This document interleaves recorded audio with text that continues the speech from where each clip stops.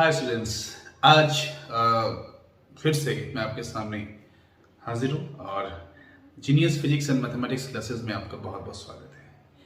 आज का जो हमारा टॉपिक है, आज हमने दो टॉपिक लिया है। पहला Faraday's law of electromagnetic induction and the second topic is Lenz law और लेंजेस लॉ।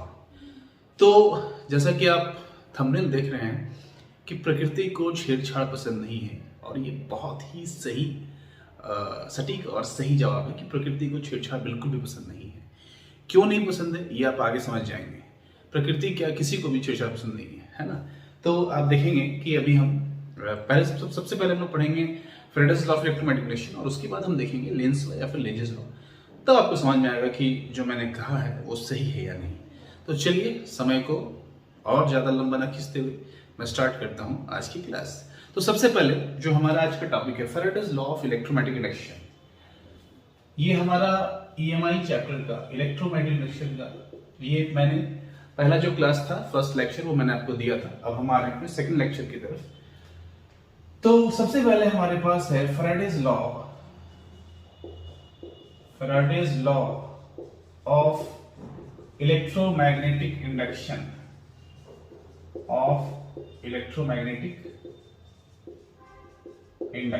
है ना। Faraday's law of electromagnetic induction. अब ये फैराडे का लॉ क्या है? तो एक्सपेरिमेंट तो हमने पहले ही पढ़ रखा है। जो एक्सपेरिमेंट फैराडे के द्वारा किया गया था और हेनरी के द्वारा किया गया था वो एक्सपेरिमेंट हम लोगों ने पहले ही पढ़ा है। अब ये फैराडे का लॉ क्या है? तो देखिए, इसी में बताना चाहता हूं आपको कि जो हमारा था जो ईएमएफ इंड्यूस होता है उसका जो हमारा फॉर्मूला है, तो किसी भी फॉर्मूला में अगर वो वेक्टर क्वांटिटी है तो उसमें मैग्नीट्यूड भी होना चाहिए और डायरेक्शन भी होना चाहिए। तो इसमें फैराडेस लॉ जो था वो सिर्फ मैग्नीट्यूड ही दे पाया। हमें पता नहीं था कि जो ईएमएफ इंड्यूस होगा उसका मैग्नीट्यूड कितना है, ये तो फैराडे ने बता दिया, बट उसका डायरेक्शन जो होगा वो डायरेक्शन के बारे में फैराडे ने हमें नहीं बताया। तो वो डायरेक्शन हमें बताया लेंज ने। लेंज का पूरा नाम क्या था? हेनरिक लेंज, है ना। ये हमारे एक जर्मन फिजिसिस्ट थे जिन्होंने हमें ये बताया था। तो इसलिए वो एक लॉ बन गया और वो फेमस हो गया लेंजेस लॉ या लेंज लॉ के नाम से, ठीक है। और वो उन्होंने उसको जो है ना नेचर के साथ जोड़ दिया कि ये हमें नेचर में भी दिखाई देता है और ये हम डे टू डे लाइफ में भी देखते हैं। तो पहले हम पढ़ेंगे Faraday's law of electromagnetic induction. ये क्या है? तो Faraday's law of electromagnetic induction जो है वो इंड्यूस्ड ईएमएफ के मैग्नीट्यूड के बारे में बताता है, सिर्फ और सिर्फ मैग्नीट्यूड। अगर आपको इसका डायरेक्शन पता करना है तो आपको लेंजेस लॉ अप्लाई करना पड़ेगा। तो सबसे पहले ये क्या था लॉ? तो पहले मैं जो लिखना चाहता हूं सबसे पहले कि the law of electromagnetic induction, है ना, या द फेनोमेना ऑफ इलेक्ट्रोमैग्नेटिक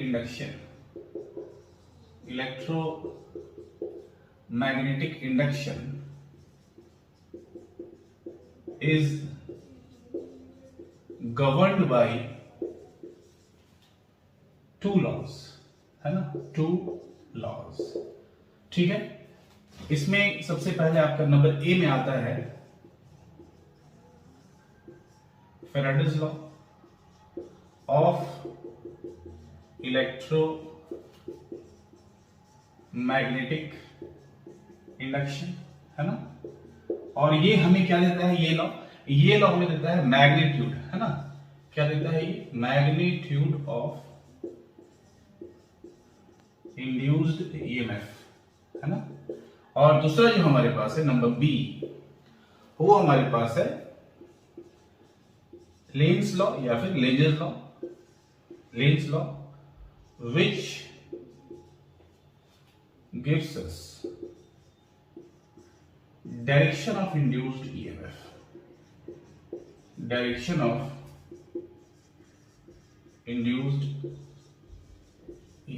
है ना।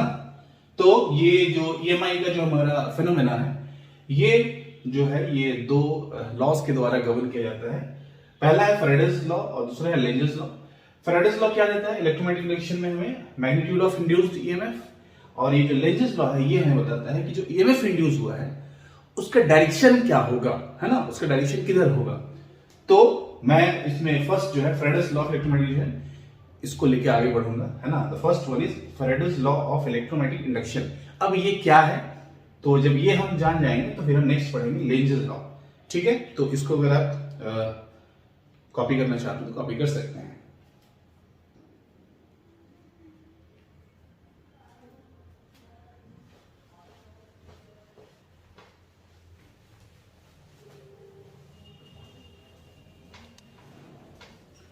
तो सबसे पहले हमारा है फैराडेज लॉ। ये फैराडेज लॉ क्या है? तो फैराडेज लॉ ऑफ इलेक्ट्रोमैग्नेटिज्म में हम बोलेंगे कि इसका जो पहला लॉ है, फर्स्ट लॉ है ना, फर्स्ट लॉ क्या है इसका? फर्स्ट लॉ जो हमने पढ़ा है मैग्नेटिक फ्लक्स के बारे में, कि मैग्नेटिक फ्लक्स किसी भी अगर क्लोज सर्किट से जाके लिंक होता है, यानी मैग्नेटिक फील्ड लाइन जब किसी क्लोज सर्किट जाके लिंक होते हैं, तो अगर वो लिंक जो है वो चेंज हो रहा है कंटिन्यूअसली, तो हम कहते हैं कि उसमें ईएमएफ इंड्यूस हो जाता है। तो यही फर्स्ट लॉ है कि whenever the magnetic flux linked with a closed circuit changes, then an EMF and hence a current is induced in it. Which lasts only so long till the change in magnetic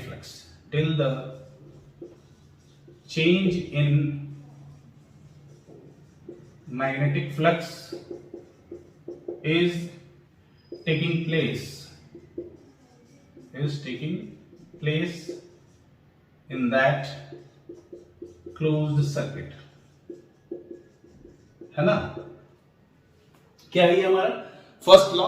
तो first law है whenever the magnetic flux linked with a closed circuit changes, then an EMF and hence a current is induced in it, which lasts only so long till the change in magnetic flux is taking place in that closed circuit. कहने का मतलब ये है कि अगर हमारे पास एक close circuit है और हम एक बार मैट लेके आते हैं, तो बार मैट क्या करता है आपको पता है कि बार मैट के नॉर्थ पोल से मैग्नेटिक फील्ड लाइंस निकलते हैं जो साउथ पोल की तरफ जाते हैं।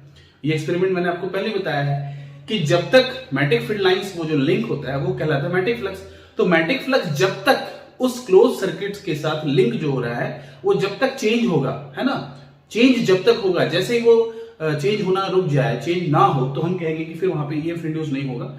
जब तक वो चेंज होगा, कहने का मतलब है जैसे हम उसको नजदीक लाएंगे या दूर ले जाएंगे, तो कॉन्टिन्यूअसली वो जो मैग्नेट है उसको मोशन करना चाहिए। अगर आप उसको स्टेशनरी छोड़ देते हैं तो फिर जो मैग्नेटिक फ्लक्स लिंक होगा सर्किट से वो चेंज नहीं होगा।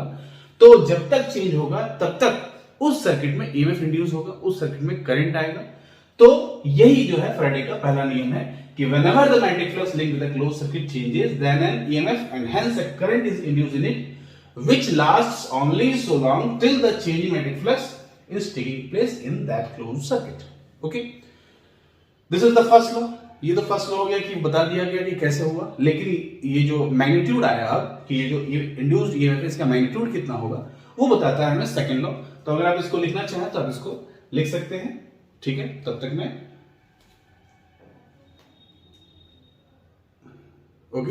मैं इसको रब कर दूं।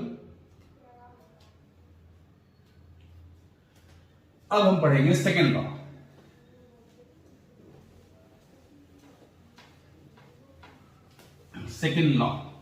Second law of electromagnetic induction. ये सेकंड लॉ क्या है? सेकंड लॉ है ना, ये है the magnitude of the induced EMF is the rate of change of magnetic flux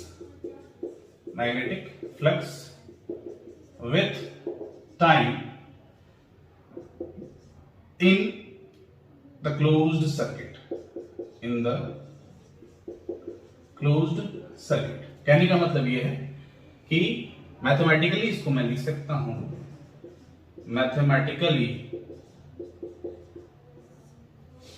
ये जो हमारा इंड्यूस्ड ईएमएफ होगा इसका मैग्नीट्यूड की बात हो रही है, ये होगा d∅/dt, है ना। फिलहाल मैं मैग्नीट्यूड की बात कर रहा हूं, तो अभी डायरेक्शन नहीं पता मुझे। डायरेक्शन मैं कब पता करूंगा, जब हम लोग पढ़ेंगे लेंजेस लॉ, है ना। तो मैग्नीट्यूड ऑफ इंड्यूस्ड ईएमएफ ये होता है d∅/dt। What is phi? तो आप फाइ की जगह फाइ बी भी लिख सकते हैं या फाइ भी लिख सकते हैं।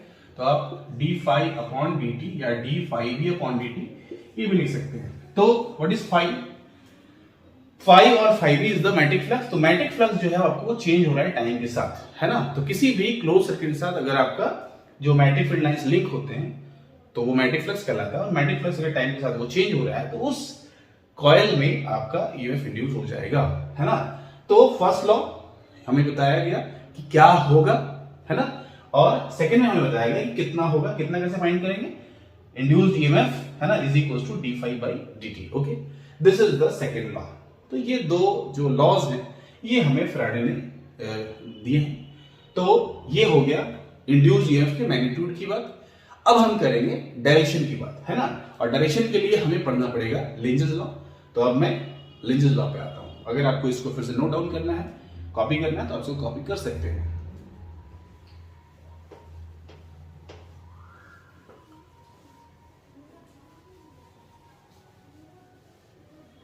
अब लेंजेस लॉ क्या है? लेंजेस लॉ बड़े आसान तरीके से आप समझ सकते हैं। बहुत लोगों को ये समझ में नहीं आता है कि लेंजेस लॉ क्या है। तो लेंजेस लॉ को मैं बड़े आसान तरीके से आपको बताऊंगा। लेंजेस लॉ, है ना,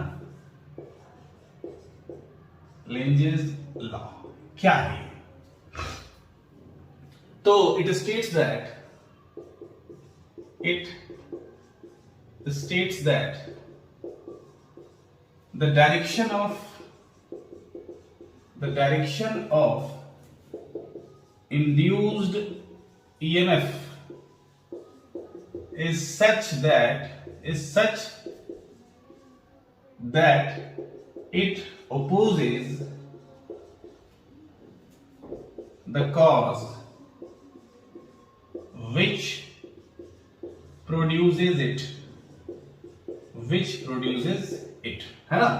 It states that the direction of induced EMF is such that it opposes the cause which produces it। यानी कि ये जिसको ये कहने का मतलब ये है कि जो EMF इंड्यूस होता है वो किस कारण से होता है। तो आंसर है कि किसी भी कॉइल में जब मैग्नेटिक फील्ड लाइंस लिंक होते हैं, मैग्नेटिक फ्लक्स चेंज होता है समय के साथ, तो EMF इंड्यूस हो जाता है। लेकिन इस EMF का डायरेक्शन क्या होता है? तो डायरेक्शन कहने का यहाँ ये मतलब है कि अगर मेरे पास एक कॉइल है तो उसमें अगर ईएमएफ इंड्यूस होगा, करंट इंड्यूस होगा, तो उस करंट का डायरेक्शन क्या होगा, है ना। जब हम नॉर्थ पोल लेके आएंगे तो उसका डायरेक्शन क्या होगा, जब हम साउथ पोल लेके आएंगे तो उसका डायरेक्शन क्या होगा, हम उसको लेके आएंगे तो क्या होगा, अगर हम दूर ले जाएंगे तो क्या होगा, है ना। नॉर्थ पोल को अगर हम कॉइल की तरफ लेके आते हैं तो क्या होगा, नॉर्थ पोल को अगर हम कॉइल से दूर लेके जाते हैं तो क्या होगा, साउथ पोल को अगर हम लेके आते हैं तो क्या होगा, साउथ पोल को अगर हम कॉइल से दूर लेके जाते हैं तो क्या होगा। तो कहने का मतलब ये है कि ये जो लॉ है, अगर मैं इसको सिर्फ पढ़ूं इसको, it states that the direction of induced EMF is such that it opposes the cause which produces it. तो इसको जो प्रोड्यूस कर रहा है वो कारण, उस कारण को ही ये क्या करता है, अपोज करता है। अब बोलेंगे कि नहीं सर क्लियर तो नहीं हो पा रहा है, तो इसको आप अच्छे से समझिए। बिल्कुल डे टू डे लाइफ में एक एग्जांपल मैं लेता हूं कि अगर मैं किसी मॉल में गया हूं और वहां पे मुझे एक छोटी सी बच्ची दिखाई देती है, तो मैं तो उसके लिए स्ट्रेंजर हूं, है ना। लेकिन अगर मैं उसको एक खिलौना देना चाहूं तो क्या वो मुझसे वो खिलौना लेगी? आंसर इज नो, नहीं लेगी। क्यों? क्योंकि घर में पेरेंट्स ने क्या सिखाया है, घर में पेरेंट्स ने सिखाया है कि आप स्ट्रेंजर से, आप अजनबियों से खिलौना नहीं ले सकते हैं। तो कहने का मतलब यह है कि अगर मैं उसको खिलौना प्रोवाइड करूं तो वो मेरे से नहीं लेगी। लेकिन हाँ, अगर वो किसी तरह ले ले, है ना, अगर किसी तरह वो खिलौना ले ले, उसके पेरेंट्स से बोलेंगे बेटा ले लो खिलौना, हो सकता है वो खिलौना ले ले। लेकिन जब वो एक बार ले लेगी खिलौना और मैं उसे वो वापस मांगना चाहूं तो क्या वो मुझे वापस करेगी? आंसर इज अगेन नो, क्योंकि उसको तो उसकी आदत पड़ गई है, वो वापस नहीं करेगी मुझे। तो कहने का मतलब ये है कि उसी तरह हमारे साथ भी हम डे टू डे लाइफ में देखते हैं कि हमारे पास पैसा नहीं होता, हम बहुत जद्दोजहद करते हैं, कोई हमें फ्री का पैसा देना चाहता है तो हम नहीं लेना चाहते हैं। लेकिन अगर किसी तरह ले ले पैसा वो, तो फिर हम उसे वापस नहीं करना चाहते। तो कहने का मतलब ये है कि हम अपोज करते हैं, लेकिन अपोज करने के बाद फाइनली हम उसको ले ही देते हैं, है ना। डिपेंड करता है कि वो दे क्या रहा है। तो फाइनली आप यहाँ पे क्या मैं समझाना चाह रहा हूं, आप उसको अच्छे समझिएगा कि अगर मेरे पास एक कॉइल है ना, अगर मेरे पास एक कॉइल है, सपोज ये कॉइल मेरे पास है ना, ये कॉइल मेरे पास है, ठीक है।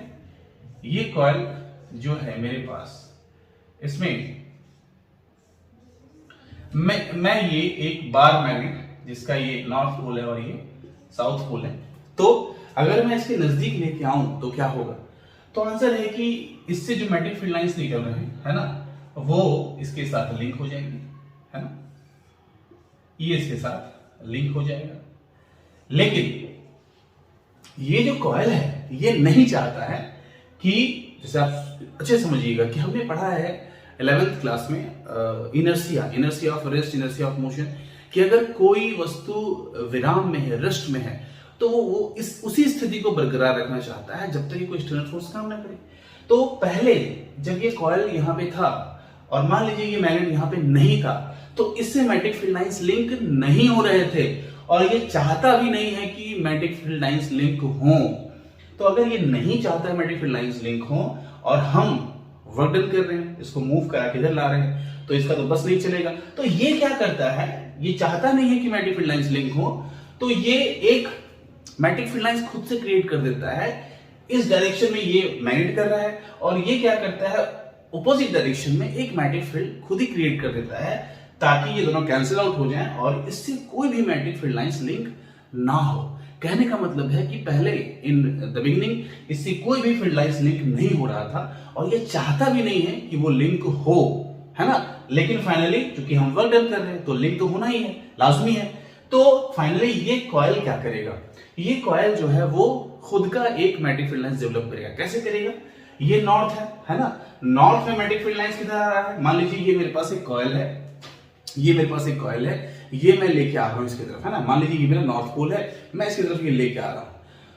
तो ये कॉइल क्या चाहेगा, ये कॉइल चाहेगा कि इसमें मैग्नेटिक फील्ड लाइंस लिंक ना हो, तो ये कॉइल क्या करेगा, एक ऑपोजिट डायरेक्शन में मैग्नेटिक फील्ड लाइन बना देगा। कैसे बना देगा, तो ये जो कॉइल है इसके अंदर इलेक्ट्रॉन्स है, इलेक्ट्रॉन्स अगर मूव करेगा तो क्या होगा, करंट बनेगा, ईएमएफ इंड्यूस होगा, करंट जनरेट होगा, और करंट जनरेट होगा तो आप पढ़े हैं कि current carrying conductor behaves like a magnet. तो ये अगर इसमें करंट जनरेट हो जाए तो अपना मैग्नेटिक फील्ड लाइंस बनाएगा। तो अब देखिए मेरे पास ये कॉइल है ना, और मैं इसके तरफ क्या लेके जा रहा हूं, मैं इसकी तरफ ये मैग्नेट लेके जा रहा हूं, है ना, जिसका कि ये नॉर्थ पोल है। तो अगर मैं नॉर्थ मैग्नेट लेके जा रहा हूं और इससे मैग्नेटिक फील्ड लाइंस निकल रहा है, तो ये कॉइल चाहेगा, इसको थोड़ा सा मैं ऊपर बना देता हूं, है ना, ये अगर मेरे पास एक कॉइल है, ठीक है, ये मेरे पास एक कॉइल है और इसको मैं क्लोज कर देता हूं, है ना, ये मेरे पास एक कॉइल है। अब मैं क्या कर रहा हूं, ये मैग्नेट लेके जा रहा हूं, है ना, जिसका ये नॉर्थ पोल है। अगर ये इसका नॉर्थ पोल है तो मैग्नेटिक फील्ड लाइंस से लिंक होगा, लेकिन ये कॉइल क्या चाहता है कि मेरे से मैग्नेटिक फील्ड लाइंस लिंक ना हो। तो ये क्या करता है, ऑपोजिट डायरेक्शन में मैग्नेटिक फील्ड लाइंस क्रिएट कर देता है। कैसे करेगा, तो खुद में ईएमएफ इंड्यूस करके। कैसे ईएमएफ इंड्यूस करेगा, ये मैं लेके जा रहा हूं नॉर्थ, तो ये क्या करता है, खुद को भी नॉर्थ बना लेता है ना। अगर ये खुद को भी नॉर्थ बना ले, अगर ये खुद को भी नॉर्थ बना ले, तो आप देख सकते हैं नॉर्थ को हम लोग ऐसे क्यों लिखते हैं, क्योंकि इस केस में एंटी क्लॉकवाइज जो हमारा है वो करंट इसमें इंड्यूस हो जाता है। और अगर एंटी क्लॉकवाइज इसमें करंट इंड्यूस हो जाएगा तो आप देख सकते हैं राइट हैंड थंब रूल से इसका मैग्नेटिक फील्ड किधर होगा, बाहर की तरफ। और अगर इसका मैग्नेटिक फील्ड बाहर की तरफ होगा और ये नॉर्थ पोल किधर बना रहा था, अंदर की तरफ, तो अंदर की तरफ वाला मैग्नेटिक फील्ड बाहर की तरफ वाले मैग्नेटिक फील्ड को क्या करेगा, कैंसिल आउट कर देगा। तो फिर से इसमें कुछ भी लिंक नहीं होगा। आ रही बात आपको समझ में। फिर से मैं कहना चाहता हूं कि अगर ये मेरा नॉर्थ पोल है ना, अगर ये मेरा नॉर्थ पोल है, white part north pole, black part south pole, अगर मैं नॉर्थ पोल लेके जाऊं तो मैग्नेटिक फील्ड लाइन से जाकर लिंक होना चाहेगा। बट ये कॉइल क्या चाहता है, ये कॉइल चाहता है कि मेरे से मैग्नेटिक फील्ड लाइंस लिंक ना हो, और अगर ना हो तो ये खुद को भी क्या बना लेगा, नॉर्थ। जब ये खुद को नॉर्थ बनाएगा तो यहां से क्या होगा, मैग्नेटिक फील्ड लाइंस बाहर निकलेगा, और अगर बाहर निकलेगा और इसका मैग्नेटिक फील्ड लाइंस किधर जाएगा, अंदर की तरफ, तो दोनों मैग्नेटिक फील्ड लाइंस एक दूसरे को कैंसिल आउट कर देंगे। तो फिर से जो ये चाहता था, ये कॉइल जो चाहता था, हम भी जो चाहते थे, वो बच्ची जो चाहती थी कि वो खिलौना ना ले, लेकिन नहीं, हमने फोर्स लगाया, गार्जियन को बोला कि नहीं बच्चे, मैं उस बच्चे को खिलौना देना चाहता हूं, तो फाइनली उसने लिया। वैसे ही जब हम वर्क डन कर रहे हैं तो कुछ तो रिजल्ट हमें मिलेगा। तो ये जो हम वर्क डन कर रहे हैं, यानी कि जो हम मैकेनिकल एनर्जी यहाँ पे लगा रहे हैं, वर्क डन करना मतलब इस मैग्नेट को मूव कराना, ये हम क्या कर रहे हैं, मैकेनिकल एनर्जी लगा रहे हैं, काइनेटिक एनर्जी है हमारा। तो ये काइनेटिक एनर्जी हमारा वेस्ट तो जाना नहीं है, तो ये वेस्ट न जाके क्या होता है, इस कॉइल में उसको एज एन इलेक्ट्रिकल एनर्जी हमको शो कर देता है, हमको वो कन्वर्ट कर देता है। तो यहाँ पे क्या हो रहा है, हमारा जो वर्क डन है, हमारा जो मैकेनिकल एनर्जी है, वो फाइनली कन्वर्ट किस में हो जा रहा है, इलेक्ट्रिकल एनर्जी में। ठीक है, इस कॉइल में जो इलेक्ट्रॉन्स है वो मूव करना स्टार्ट करते हैं, और मूव करने के कारण किधर मूव करते हैं, तो इलेक्ट्रॉन किधर मूव करते हैं, है ना। ये बड़ा इंपॉर्टेंट सवाल है कि इलेक्ट्रॉन किधर मूव करते हैं। करंट चूंकि आपका इधर बन रहा है, तो इलेक्ट्रॉन जरूर इधर मूव कर रहे होंगे, है ना। Direction of current and direction of electrons are opposite to each other. तो ये हो गया करंट की डायरेक्शन, और इधर कौन मूव करेगा, इलेक्ट्रॉन। ये क्या बन गया, ये बन गया नॉर्थ पोल। नॉर्थ पोल होने के कारण मैग्नेटिक फील्ड होगा बाहर की तरफ, according to right hand thumb rule. ये गया आपका एंटी क्लॉकवाइज, ये बाहर की तरफ। तो मैग्नेटिक फील्ड है बाहर की तरफ, और इसका मैग्नेटिक फील्ड इधर था अंदर की तरफ, दोनों कैंसिल आउट हो गया। तो जब हम उसको ले जाते हैं तो ये खुद को नॉर्थ पोल बना लेता है। अब बात ये आती है, फिलहाल तो हम मैग्नेट को इसकी तरफ ले जा रहे थे, है ना, ये। लेकिन अब अगर मैं एक सेकंड केस देखूं कि ये मेरा जो कॉइल है ना, और इस बार मैं इस मैग्नेट को दूर ले जाऊं, है ना, इस बार मैं इस मैग्नेट को दूर ले जाऊं, तो क्या होगा। तो बड़ा सिंपल सा है, एक बार तो अब वो बच्चा खिलौना ले चुका था, अब वो वापस नहीं करना चाहता, मतलब ये नॉर्थ पोल बन चुका था। अब ये नहीं चाहता कि ये जो मैग्नेटिक फील्ड लाइन से लिंक हुआ है वो वापस जाए। तो अगर मैं दूर ले जाऊंगा तो ये उसको जाने नहीं देना चाहता है, तो अगर ये इसको जाने नहीं देना चाहता है तो ये फोर्स ऑफ अट्रैक्शन लगाएगा। तो चूंकि ये नॉर्थ है, तो अट्रैक्शन वाला फोर्स के लिए ये खुद को क्या बना लेगा, कमेंट करके आप बता सकते हैं। आपके पास 2 सेकंड है, ये चलिए 5 सेकंड है, ओके ठीक है। तो जब इसके साथ ये लिंक हो चुका है, तो अब अगर मैं इसको दूर ले जाऊं तो ये उसको दूर जाने नहीं देना चाहेगा। जैसे कि वो बच्ची वापस से वो खिलौना नहीं देना चाह रही थी, तो ये खुद को क्या करेगा, साउथ पोल बना देगा। क्यों, साउथ पोल में क्या रखा है, तो ये आप देख सकते हैं ना, साउथ पोल। साउथ पोल में आप देखिए मेरा एरो इधर है, इधर है, यानी कि ये करंट क्या होगा, करंट क्लॉकवाइज हो गया। यहां पे करंट कैसा था, यहां पे करंट था हमारा एंटी क्लॉकवाइज, है ना, एंटी क्लॉकवाइज करंट, और यहां पे क्या हो गया, क्लॉकवाइज करंट, क्लॉकवाइज करंट, है ना। क्लॉकवाइज करंट होने से क्या होगा कि ये साउथ पोल बन गया, और अगर ये साउथ हो गया तो ये नॉर्थ को क्या करेगा, अट्रैक्ट करेगा, ये इसको जाने देना नहीं चाहता है ना। तो जब इसको आप नॉर्थ पोल को इसके नजदीक लाएंगे तो ये खुद का बिहेवियर कैसा शो करेगा, ये खुद को नॉर्थ बना लेगा, करंट इसमें एंटी क्लॉकवाइज चले जाएंगे। और जब इसको दूर ले जाएंगे तो ये नहीं चाहता है कि इसे दूर जाए, तो नॉर्थ नहीं चाहता है कि इसे दूर जाए, तो अगर नॉर्थ बनाएगा तो रिपेल ही होगा, तो ये नहीं चाहता है, नहीं चाहता है मतलब इसको जाने देना नहीं चाहता है, तो ये खुद को क्या बनाएगा, साउथ, और उस समय जो करंट होगा वो क्लॉकवाइज हो जाएगा। तो यही था लेंजेस लॉ, कि लेंजेस लॉ कहता था, according to the Lenz's law, the direction of induced EMF is such that it opposes the cause. ये कारण को क्या कर रहा है, अपोज कर रहा है। पहले ये नॉर्थ आ रहा था, नहीं चाहता था, अपोज कर रहा है, तो ये खुद को नॉर्थ बना लिया। फिर जब एक बार इससे लिंक हो गया तो अब ये नहीं चाहता कि ये इससे दूर जाए, तो जब ये नहीं चाहता है दूर जाए, फिर से वापस वो अपोज करता है, तो ये खुद को क्या बना लेता है, साउथ बना लेता है। तो जब इसको दूर ले जाते हैं तो ये क्लॉकवाइज करंट हो जाता है, और जब इसको नजदीक लाते हैं तो ये एंटी क्लॉकवाइज खुद को नॉर्थ बना लेता है। इसी तरह जब आप इसको रिवर्स कर देंगे, अगर आप साउथ पोल को लेके आएंगे तो ये खुद को साउथ बना लेगा, यानी कि क्लॉकवाइज करंट, और अगर आप इसको दूर ले जाएंगे तो ये खुद को नॉर्थ बना लेगा, है ना। जैसे अगर मेरे पास फिर से अगर ये मेरे पास कॉइल है और इस बार मैं कहूं कि ये साउथ है ना, ये साउथ है, ये नॉर्थ है, तो ये नहीं चाहेगा कि ये साउथ मेरे नजदीक आए, है ना। साउथ, ये फील्ड लाइंस क्या होगा, इधर से बनेगा ऐसे करके, तो ये नहीं चाहेगा कि साउथ मेरे नजदीक आए, तो ये खुद को क्या बना लेगा, ये खुद को भी साउथ ही बना लेगा, है ना। और अगर आप इसको दूर लेके जाएंगे तो ये नहीं चाहेगा कि ये दूर जाए, तो ये खुद को क्या बना लेगा, ये खुद को वापस से नॉर्थ बना लेगा फोर्स ऑफ अट्रैक्शन के लिए। तो ये बड़ा इजी था हमारा लेंजेस लॉ, जो प्रकृति से जुड़ा हुआ है। इसलिए आपने देखा होगा लिखा हुआ है कि प्रकृति को छेड़छाड़ पसंद नहीं है। ये सभी लोगों के साथ है कि जब हमें कुछ नया मिलता है तो हम थोड़ा सा अपोज करते हैं, लेकिन जब एक बार मिल जाता है तो फिर हम चाहते हैं कि वो हमसे दूर ना जाए, है ना। ये हमारा था लेंजेस लॉ। तो लेंजेस लॉ में हमने देखा कि ये अपने जो इसको कारण है उसको अपोज करता है, ठीक है। तो अब मैं इसमें एक बात और भी कभी कभी इससे क्वेश्चन आते हैं कि जो लेंजेस लॉ है, actually the Lenz's law is the consequence of conservation of energy. इसमें आप कंजर्वेशन ऑफ एनर्जी को समझ सकते हैं आराम से, जो मैंने पहले भी आपसे कहा कि इस मैग्नेट को हम मूव करके इसकी तरफ लेके आ रहे हैं, है ना, इसकी ओर लेके आ रहे हैं, तो ये नहीं चाहता है कि इसके साथ कुछ भी मल्टीपल लाइंस लिंक हो और ये खुद को नॉर्थ बना लेता है, यानी कि इसमें ईएमएफ इंड्यूस हो जाता है, इसमें करंट इंड्यूस होता है। किस डायरेक्शन में होता है ये भी आपको पता चल गया। अगर हम नॉर्थ लेके आते हैं, नॉर्थ बनाता है तो एंटी क्लॉकवाइज डायरेक्शन है इसका, और अगर हम दूर लेके जाते हैं तो ये खुद को साउथ बनाता है, क्लॉकवाइज डायरेक्शन। तो जो डायरेक्शन की बात हुई, ये जो है डायरेक्शन हमें किसने दिया, तो डायरेक्शन हमें दिया लेंजेस लॉ ने। तो वो जो हमारा अब जो सिर्फ मैग्नीट्यूड वाला इक्वेशन था ईएमएफ का, है ना, वो कन्वर्ट हो गया, ठीक है, किसमें, E is equals to minus D five by D T, minus D five by D T. ये माइनस लग गया, माइनस क्यों, क्योंकि आपको पता है कि ये किसको अपोज कर रहा है, magnetic flux, change in magnetic flux को अपोज कर रहा है। It opposes the change in magnetic flux, है ना। तो जब चेंज को अपोज करता है तो वो यहाँ पे माइनस के रूप में आ जाता है। तो E is equals to minus D five by D T, है ना। तो ये अब जो पहले फॉर्म था, जो हमारा फॉर्म था ओनली मैग्नीट्यूड का, कि E is equals to D five by D T, ये हमें सिर्फ और सिर्फ मैग्नीट्यूड बताता है जो हमें फैराडे लॉ से मिला था। और जब इसमें माइनस लग गया तो ये डायरेक्शन भी आ गई इसमें। तो E is equals to minus D five by D T, ये कब आया, जब हमने लेंजेस लॉ पढ़ा, लेंज लॉ पढ़ा, ठीक है। तो इसमें एक टॉपिक और भी है जो मैंने भी कहा कि लेंजेस लॉ में आता है कि it is the consequence of conservation of energy. बिल्कुल कंजर्वेशन ऑफ एनर्जी। बात ये कि हमने तो इस कॉइल को टच भी नहीं किया, इसमें करंट आखिर आया कहां से, ईएमएफ इंड्यूस हुआ कैसे। तो बड़ा सिंपल है कि हम इस मैग्नेट को इसकी तरफ ला रहे थे, यानी हम इस पे वर्क कर रहे थे।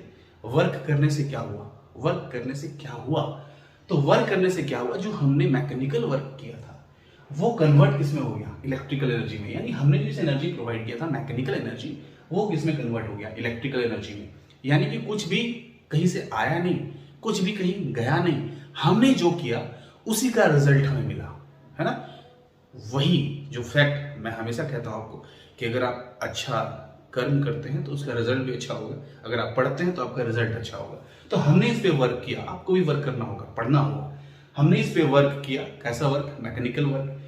तो इसमें हमने वो एनर्जी इसमें स्टोर हो गया मैकेनिकल एनर्जी के फॉर्म में, और ये मैकेनिकल एनर्जी किस में कन्वर्ट हो गया, इलेक्ट्रिकल एनर्जी में। तो there is conversion of mechanical energy into electrical energy. So the Lenz's law is the consequences of या consequence of conservation of energy. Okay, तो फिर से वापस से मैं कहना चाहूंगा कि जो हमारा इंड्यूस्ड ईएमएफ है, उसका जो हमारा इंड्यूस्ड ईएमएफ है उसका हमें मैग्नीट्यूड किसने दिया, फैराडे ने।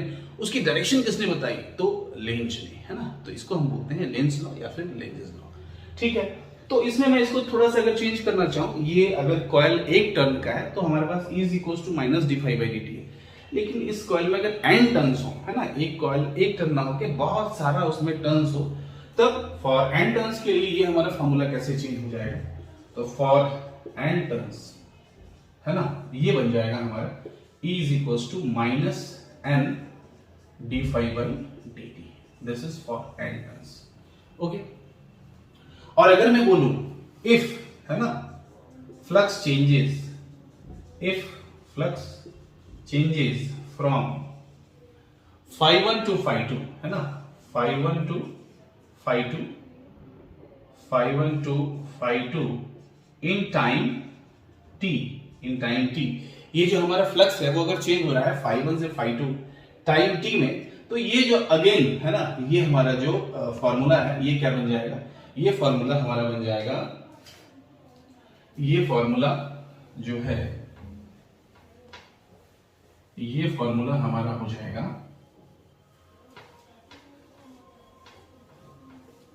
ये formula if flux changes from phi 1 to phi 2 in time t, तो ये जो फॉर्मूला है ये हमारा हो जाएगा माइनस n, तो रहेगा ही रहेगा, और ये हो जाएगा phi 2 minus phi 1 upon t, ठीक है, ओके। क्या हो जाएगा, चेंज इन फ्लक्स पहले था φ1 बाद में हो गया φ2, तो चेंज कितना हो गया φ2 माइनस φ1 और नीचे क्या हो गया टाइम। तो ये भी एक फॉर्मूला है, ठीक है, ओके। और ये जो इंड्यूस्ड ईएमएफ है इसका यूनिट है ना, ये जो फ्लक्स है, फ्लक्स का आपको पता है कि मैग्नेटिक फ्लक्स का जो यूनिट होता है, मैग्नेटिक फ्लक्स इसका यूनिट होता है वेबर, है ना, इसका यूनिट क्या है वेबर। और टाइम का आपको पता ही है कि टाइम यूनिट क्या होता है सेकंड, ठीक है। तो ये अगर आपका वेबर में है और ये अगर आपका सेकंड में है तो ई जो है इंड्यूस्ड ईएमएफ इसका यूनिट हो जाता है आपका वोल्ट, है ना। तो जो यूनिट आपका पोटेंशियल का होता है वही यूनिट इंड्यूस्ड ईएमएफ का भी होता है, ठीक है। तो अगर मैग्नेटिक फ्लक्स आपका वेबर में है, टाइम आपका सेकंड में है, तो इंड्यूस्ड ईएमएफ आपका वोल्ट में होगा, ये आप याद रखिए, ठीक है। तो this is all about Faraday's law of electromagnetic induction and Lenz's law. और लेंजेस लॉ में हमने क्या सीखा कि प्रकृति को छेड़छाड़ पसंद नहीं है, ठीक है। आगे के लेक्चर्स के लिए चैनल को सब्सक्राइब करना ना भूलें। Thank you.